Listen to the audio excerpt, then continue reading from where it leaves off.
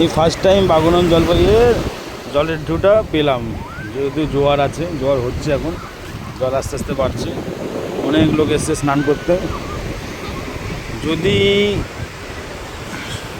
কেউ আসতে চাও অবশ্যই আমার সাথে কন্ট্যাক্ট করো, আমার ফোন নাম্বার দেওয়া আছে।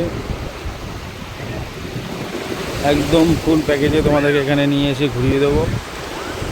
শান্ত প্রকৃতির জায়গা, নিরিবিলি, দীঘার মতন অত হই হট্টগোল নেই।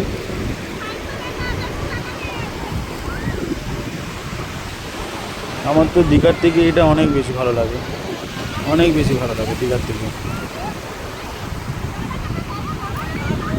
এবারে দুপুরে খাওয়া দাওয়াটা করতে হবে, খাওয়া দাওয়াটা কীরকম সেটা তোমাদেরকে দেখাবো।